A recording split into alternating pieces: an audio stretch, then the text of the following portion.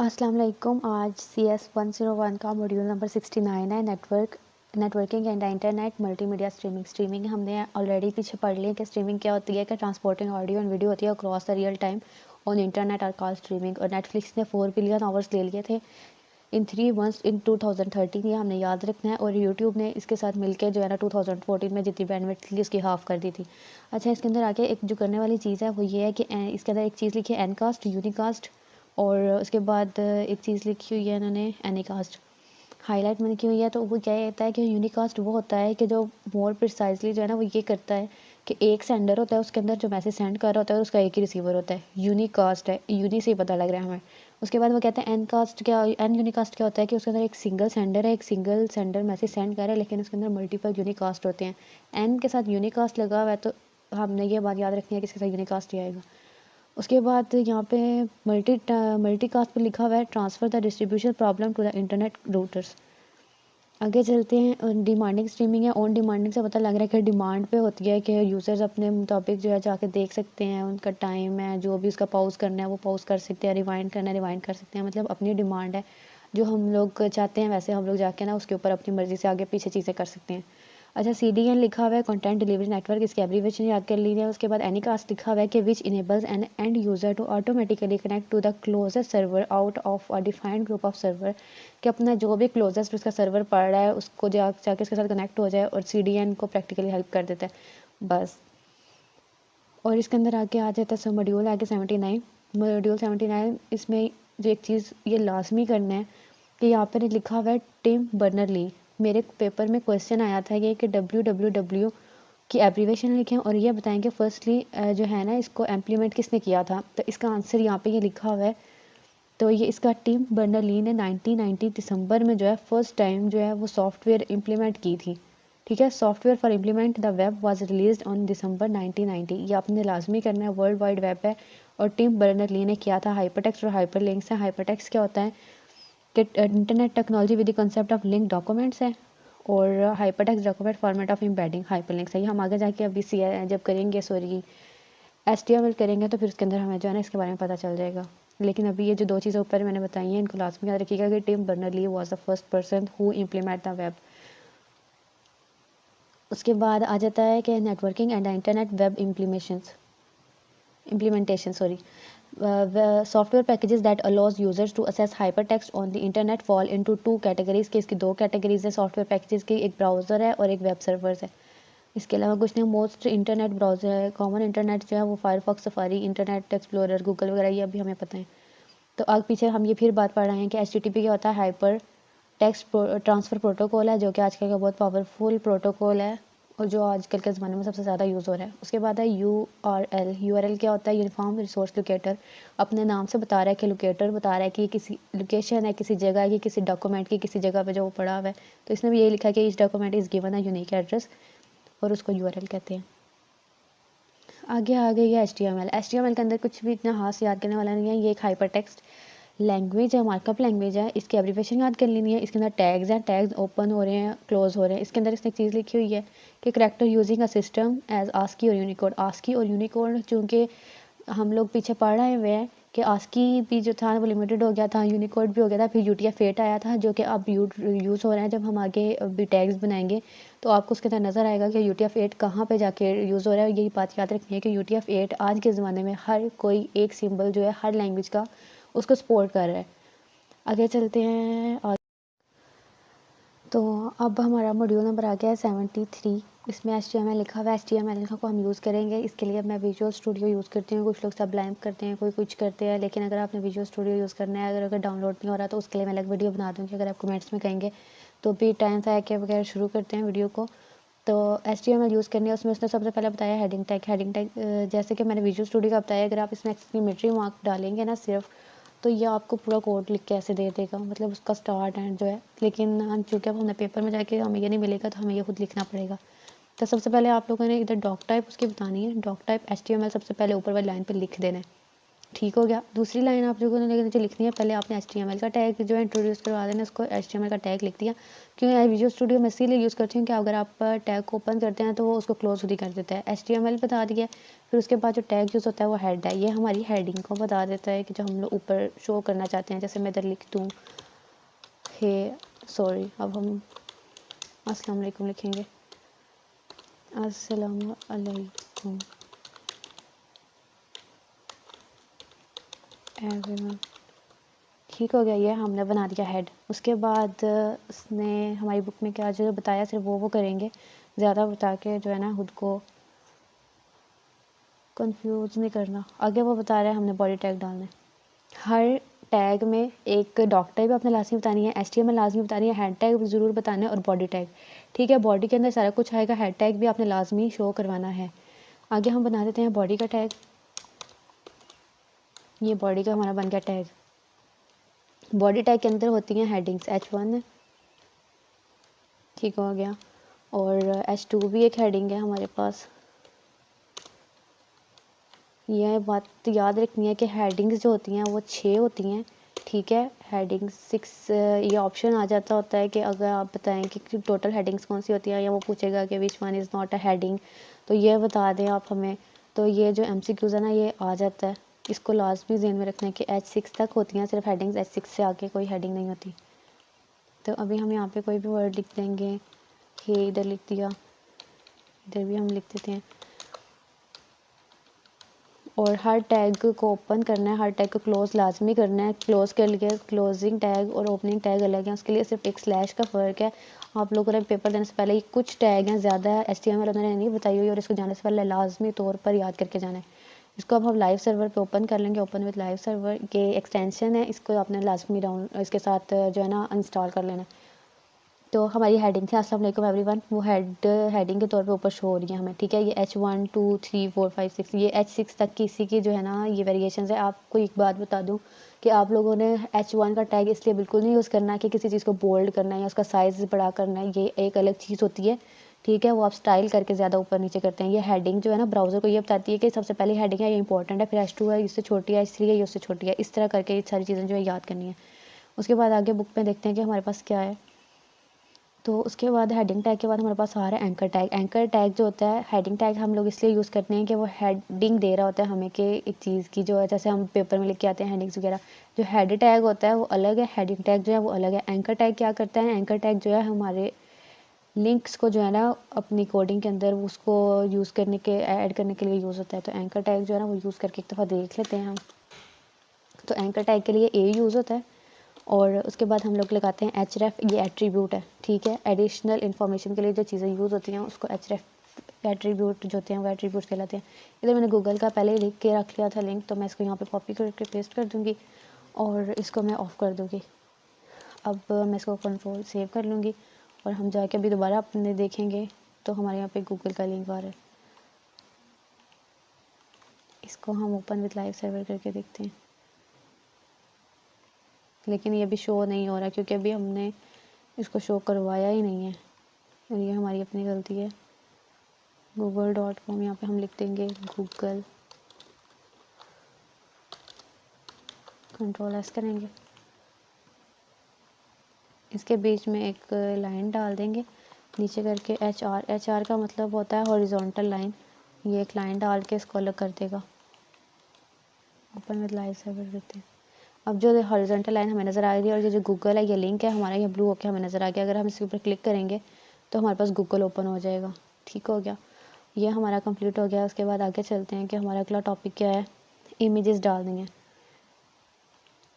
फिर हम एक हॉरिजॉन्टल लाइन डाल के अलग कर देंगे। इसलिए डाल रही हूँ ताकि सारे टैग जो हम करेंगे ना उसको वो एक ही वीडियो में आ जाएंगे और एक ही सारी स्क्रीन के ऊपर शो हो जाएगा, तो मसला नहीं बनेगा। तो इसके लिए एक टैग यूज़ होता है IMG लिखना है इमेज के लिए, आगे SRC लिखना है, मतलब सोर्स इज इक्वल करना है, वो फिर हमें दे देगा। आप इधर से अपने कंप्यूटर में से भी कोई वीडियो इसको पिक्चर दिखा सकते हैं या फिर कुछ और भी दिखा सकते हैं। मैंने यहाँ पे अब ग्रीनरी की जो है ना वो डाउन की है कि मुझे अब ग्रीनरी की कोई पिक्चर दे दें, तो मैं यहाँ से ऐसे करूँगी, इसका जो लिंक है एड्रेस है कॉपी कर लूँगी, इमेज एड्रेस, और इसको यहाँ पे पेस्ट कर दूँगी और मैं इस टैग को बंद कर दूँगी। इसको भी कंट्रोल एस कर दिया और अब जाके हम अपने कोड में देख लेते हैं कि इसका क्या बना है।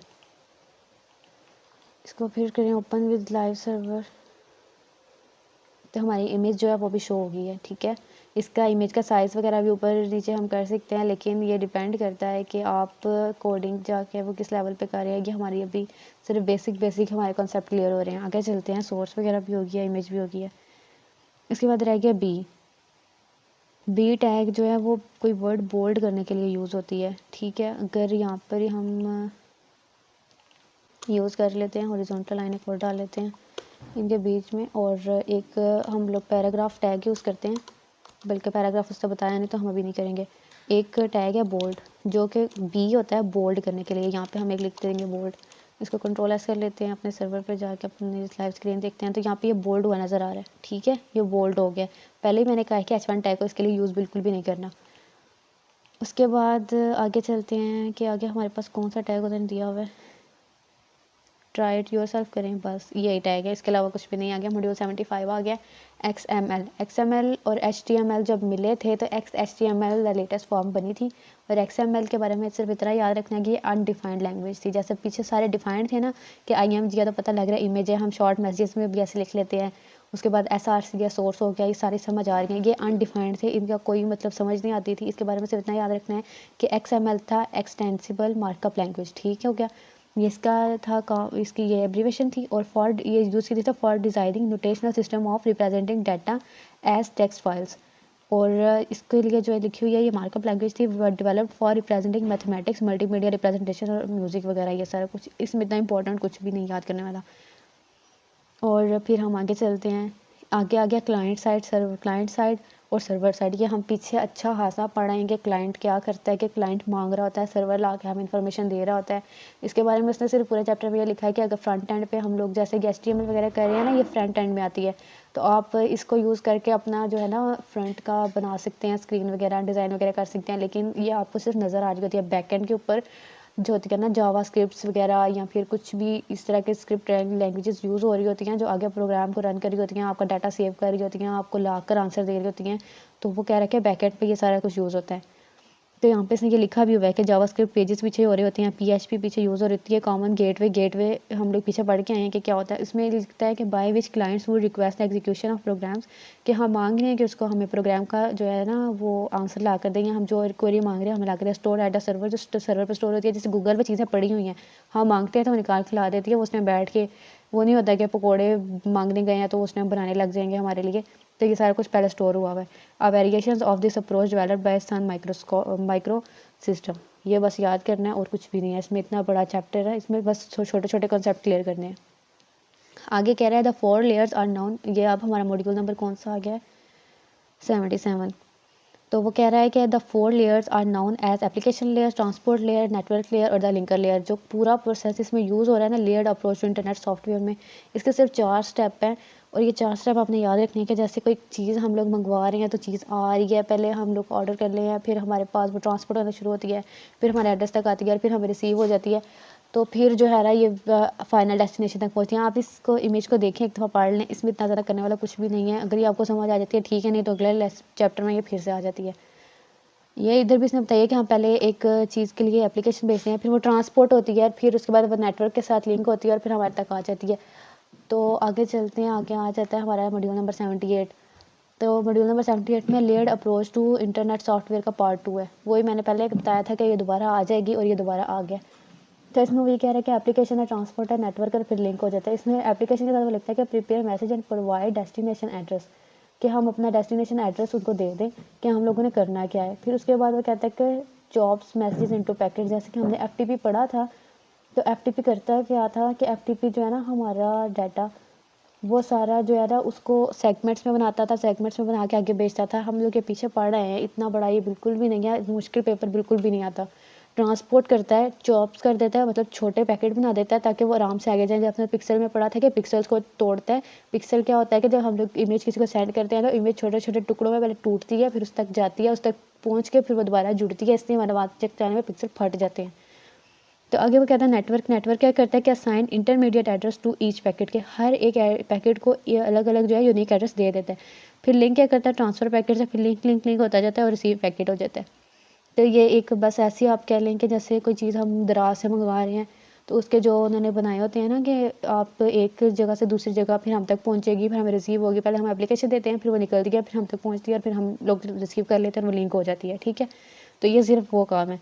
उसके बाद यहाँ पे एक चीज़ लिखी हुई है पैकेट्स। पैकेट्स वैसे हमें पता है कि पैकेट्स क्या होता है कि उसका छोटे सेगमेंट्स बनाते हैं, फिर भी हम पढ़ लेते हैं। The transport layer add sequence number of the small segments it produce so that the segments can be reassembled at the message destination it hands these segments known as packets to network layer. ठीक है, ये वही हमारी बात है, इसको इतना लंबा करने की ज़रूरत नहीं है, इतने मुश्किल सवाल पेपर में कोई नहीं आते, छोटे छोटे सवाल आते हैं। उसके बाद आ जाता है मॉड्यूल नंबर 79। मॉड्यूल नंबर 75 में आप लोगों ने सिर्फ इसमें ये चीज़ याद करनी है कि network is an Ethernet the link layer applies. अगर नेटवर्क जो है वो ईथरनेट है ना तो CSMACD, यानी कि हम लोग ये पहले पीछे इसके एब्रिविएशंस पढ़ रहे हैं कि if a network is a wifi network the link layer apply CSMA/CA। ये हम पीछे पढ़ के आए हुए हैं, आपको ये खुद एक बार याद होना चाहिए। मैं दोबारा नहीं बोलूँगी कि इसकी एब्रिविएशन क्या है, ताकि आप लोग खुद जाएं और आप लोगों को पता लगे कि इसकी एब्रिविएशन क्या थी। और अगर फिर भी नहीं आती तो फिर आप कमेंट में पूछें, फिर मैं आपको बताऊँगी। उसके बाद आगे आ जाता है पोर्ट नंबर्स। हर चीज़ का अलग अलग पोर्ट नंबर होता है, हर किसी को अलग अलग नंबर जो है असाइन किया गया होता है। determining which unit within the application layer should receive an incoming message in an important task to transport layer, this handled by assigning unique the port number। यानी एक चीज़ है उसको एक, जैसे एक स्टूडेंट है उसको एक अलग आईडी दी जाती है। ठीक है, वो एक अलग आईडी उसकी जो है ना आइडेंटिफिकेशन करके होती है कि ये इसका काम है, इसने ये करके आना है। या आप किसी ऑफिस में जाएं तो किसी का रैंक होता है, उसको नंबर दिए जाते हैं कि तुमने ये करना है। इसी तरह जैसे ये सारी एप्लीकेशन हैं, इनको भी ये मैसेज भेजने के लिए एक यूनिक नंबर दिया जाता है, तो इसके वो पोर्ट नंबर कहते हैं, ताकि ये जो आगे जाए। और not related to input output port discuss in chapter 2। ये पहले बता दिए कि इनपुट आउटपुट से ये रिलेटेड नहीं है, जैसा हम चैप्टर 2 में पढ़ रहे हैं। आगे चलते हैं, हमारा आगे है मॉड्यूल नंबर 18। मॉड्यूल नंबर 18 में आपने सिर्फ एब्रीविएशन याद कर दी है और UDP और TCP में जो है एक डिफरेंस का टॉपिक है वो याद करना है। OSI क्या होता है, ओपन सिस्टम इंटरकनेक्शंस। उसके बाद आ जाता है IP इंटरनेट प्रोटोकॉल है, पीछे पढ़ाए हैं। ट्रांसमिशन कंट्रोल प्रोटोकॉल और UDP है यूज़र डायग्राम प्रोटोकॉल। इसके बारे में differences, there are several differences between TCP और UDP। One is that before sending a message as requested by the application layer, a transport layer based on TCP sends it on message to the transport layer at the destination telling it a message. ये अब मैं इतना सारा नहीं पढ़ूँगी, video already बहुत लंबी हो गई है, तो आप लोगों ने इसको एक बार पढ़ लेना है। इसके चांसेस हैं कि वो आज ये वाला क्वेश्चन आ जाए, मतलब वो इतने ज़्यादा डिफरेंसेस नहीं पूछते, आपने बस दो पॉइंट जो है वो याद कर लेने हैं। तो ये आपने सिर्फ ये जो पैराग्राफ है ना, another differences and unreliable protocol तक, ये एक बार रीड करके राज भी जाना है। उसके बाद आ जाता है कि flow control, meaning data TCP transport layer, ये भी इसके बीच में, अगर आप फ्लो कंट्रोल को भी कह रहे हैं ना, तो फ्लो कंट्रोल भी इसके अंदर एक इसका डिफरेंस है। ठीक है, और उसके बाद कंजेशन कंट्रोल भी है, ये जो है ये करता है over helping its corrupt at the destination as well as congestion control, meaning a TCP transport layer at the message origin can adjust the transmission rate on the elevate congestion between the message destination. उसके बाद forwarding है, forward करता है message को आगे, involve the packets through the internet and routing which involve the update the layers of the forwarding table changing conditions. फिर मैं बतानी हूँ, पेपर बिल्कुल भी इस तरह का वो सवाल नहीं देते आपसे, वो इस तरह के सवाल पूछेंगे कि आप पहले तो एक बार खुद हैरान हो जाएंगे कि हमने इतनी बुक पढ़ी थी, इसमें से पेपर कहाँ से आ गया और इतना ईजी क्यों था। आगे एंड होप काउंट आ गया, तो इसमें लिखा है an interesting feature associated with forwarding is that each time in IP network layer at a message origin prepares a packet it depends a value called a hope count on time leave और that packet. तो आप लोगों ने ना ऐसे करना है कि पेपर देने जाने से पहले ना एक बार हैंडआउट्स को देख लेना है, लेक्चर सुन लेने हैं। उसके बाद आप लोगों ने लेक्चर सुनने के बाद एक काम करना है कि खोल लेने हैं वो पास्ट पेपर्स, MCQs खोल लेने हैं या कोई पास्ट फाइल्स खोल लेनी है। आप जब पास्ट फाइल खोल के देखेंगे ना, उसके क्वेश्चन देखेंगे, तो आप लोगों को हंसी आएगी कि इतने आसान क्वेश्चन आए हुए थे। और दूसरी बात यह है कि MCQs जब देखेंगे तो आपको मोस्टली आते होंगे। ठीक है, HTML के वो लाजमी पूछ लेता है, ये आपने लाजमी बात याद रखनी है कि कोड आ जाता है, मेरे पेपर में भी आया था। उसके बाद यहाँ सिक्योरिटी के बारे में बताया हुआ है उन्होंने, तो मैं आप लोगों को बता देती हूँ सिक्योरिटी के बारे में कि इसके अंदर उसने हमें ना कुछ चीज़ें बताई हुई हैं कि कुछ हमारे कंप्यूटर के ऊपर अटैक्स होते हैं, कुछ वायरसेस जो होते हैं वो हमारे कंप्यूटर के अंदर ऐड हो जाते हैं, या फिर हम कोई चीज़ डाउनलोड करते हैं तो उसके साथ हमारे ना कंप्यूटर में वायरस आ जाता है। जो हमारे कंप्यूटर को हार्म करता है। तो वो कहता है कि हमारे कंप्यूटर के अंदर एक एंटीवायरस होता है जो कि हमारे कंप्यूटर को जो है वो प्रोटेक्ट करता है। तो इसके अंदर सबसे पहले उन्होंने एग्जांपल दी वायरस की हुई है, तो उसमें मालवेयर, इसमें सबसे पहले उसने दी हुई है malicious software collectively called malware. तो मालवेयर होता क्या है? Software that is specially designed for to disturb damage और gain unauthorized access to a computer system. कि अनऑथराइज्ड एक्सेस लेने होती है कंप्यूटर से, मालवेयर में ये सॉफ्टवेयर है, ठीक है। तो ये आपने बात याद रखनी है मालवेयर की। उसके बाद आ जाता है वायरस। वायरस जो होता है इसके बारे में हमें पता है कि is a software that infects a computer by inserting itself into a program. सिर्फ इतनी डेफिनेशन याद करें, मैं साथ हाईलाइट कर देती हूँ, ये मैंने हाईलाइट पहले नहीं किया हुआ था। A virus is a software that infects, sorry ये तो लाइन बाय लाइन हो ही नहीं रहा, इटसेल्फ इनटू अ कंप्यूटर, ये वायरस के बारे में लिखा हुआ है। सिर्फ वायरस की इतनी डेफिनेशन है कि ये एक इन्फेक्ट कर देता है कंप्यूटर को by inserting itself into a program, एक प्रोग्राम के अंदर जाके उसको ख़राब कर देता है। फिर उसके बाद आ जाता है वॉर्म। वॉर्म के बारे में मैंने लिखा हुआ है कि worm is an autonomous program that transfer itself through a network taking up residence in computer and forwarding copies itself to the other computer. यानी कि दूसरे कंप्यूटर में हमारी जो है ना इन्फॉर्मेशन वो लेके भेजता रहता है। उसके बाद आ जाता है ट्रोजन हॉर्स। ट्रोजन हॉर्स भी एक वायरस है, is a type of malware that downloads on to a computer disguised at a literature program. ये एक प्रोग्राम है, ठीक है, ये भी जो है ना वायरस है। ये कंप्यूटर के अंदर आता है और कंप्यूटर का जो डाटा है ना उसको ख़राब करता है। हर वायरस हर काम में आप ये लिख दे रहे हैं कि हमारा आगे डाटा ही ख़राब करता है, और जो कुछ है वो चोरी करके हमारा डाटा बाहर दे देते हैं। उसके बाद स्पेयरवेयर के बारे में लिखता है समटाइम्स कॉल्ड स्निफिंग है। स्निफिंग क्या होता है? Which is software that collects information about activities at the computer which resides reports and that information back to inside attack. जिसने अटैक किया होता है उसको हमारी इन्फॉर्मेशन चोरी करके दे देता है। उसके बाद इधर आ जाता है एक फिशिंग टैग है, और इसमें लिखा होता है is is the technique of obtaining information explicitly by simply asking for it. The term fishing मतलब आप कह लेंगे किसी के ये होता है, ये है ऐसा इसमें कि ये कोई चीज़ आपको सेंड कर देते हैं और आपसे पहले इजाज़त मांग रहे होते हैं झूठी किस्म की कि हमें इसके अंदर जाने की अलाउ कर दें। हम खुद उसको अलाउ करते हैं, वो हमारे कंप्यूटर में आती है या हमारे मोबाइल में आती है और हमारा डाटा जो है वो ख़राब कर देती है। इसको फिशिंग कहते हैं, या फिशिंग भी कह सकते हैं, मोस्टली लोग फिशिंग कहते हैं लेकिन ये है फिशिंग ही। तो खैर आगे है डैनियल सर्विसेज है, DOS है, ये भी अटैक है, यहाँ पे ये लिखा हुआ है। इसके बारे में वो लिखता है कि attack which is the process of overloading computer with message.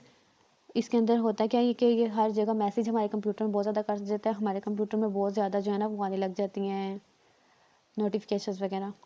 तो आगे एक आ जाती है एग्जांपल बोटनेट की। तो ये बोटनेट के बारे में लिखता है कि प्राइवेट, ये कंप्यूटर के अंदर जाती है, नेटवर्क ऑफ प्राइवेट कंप्यूटर है, और ये क्या करता है कि ये मैलिशियस सॉफ्टवेयर है जो हम पीछे पढ़ रहे हैं, और ये कंट्रोल्ड होता है without group owner building like spam. ये भी एक स्पैम होता है, जैसे हमारे मोबाइल में या ईमेल्स वगैरह आती हैं तो जो फजूल किस्म की होती हैं वो स्पैम में खुद ब खुद चली जाती हैं, जैसे ये नीचे भी लिखा हुआ है। तो यहाँ पे हमारा हो जाता है मिड टर्म का सिलेबस कंप्लीट। होप कि आप लोगों को अच्छा लगा हो, नोट्स आप लोगों ने पढ़े हो, और जहाँ पे कोई चीज़ समझ ना आए या गलती है तो प्लीज़ उसको बताएं। और थैंक यू सो मच इतना सपोर्ट करने के लिए। मैंने देखा है कि काफ़ी लोगों ने वीडियोस देखी हैं, और काफ़ी लोगों ने कहा भी है कि आज मुझे एक कमेंट रिसीव हुआ है कि किसी ने कहा है कि आप हमारी जो है ना आगे वीडियोस बना दें। तो मुझे बहुत खुशी है इस बात की। Thank you for supporting me. अल्लाह हाफिज़।